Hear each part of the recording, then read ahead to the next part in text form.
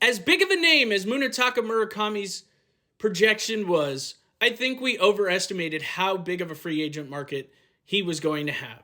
When he was getting ready to enter the posting system, I don't think we saw him going to the Chicago White Sox as a possibility. In fact, it really makes you question how valuable he was in the free agent market, or who he was even talking to, if he was talking to anybody at all, because the fact that Munetaka Murakami fell to the Chicago White Sox is really questioning. And you might wonder how that happened. And I think it comes down to two factors. The fact that he's not a great defender and is a huge swing and miss guy, and the bigger question mark around whether or not he can hit 95 plus. Now, when you look at the contract overall, 2 years, $34 million, I'm just going to say this, he could still end up a Dodger in 2 years. Freddie Freeman's contract ends when this Chicago White Sox contract ends, which says one thing and one thing only.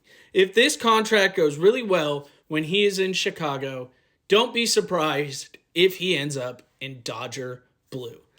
That's just how this works. It's a great thing for Munetaka Murakami to come in, get $17 million annual average value, which is what he was projected to get anyways, show up, show out, prove to everybody that he could play in the big leagues. This is a box office attraction for the Chicago White Sox. But again, I think we all overestimated how big of a market he had in free agency when he was posted.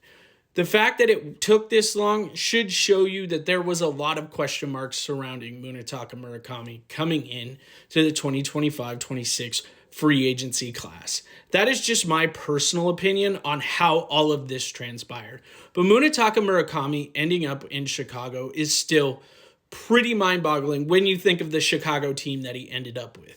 Y'all got to let me know in the comments what you think, but Munetaka Murakami ending up with the Chicago White Sox was not on my bingo card.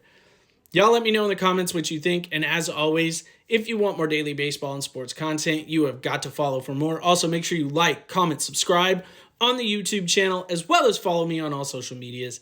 Link is in the bio.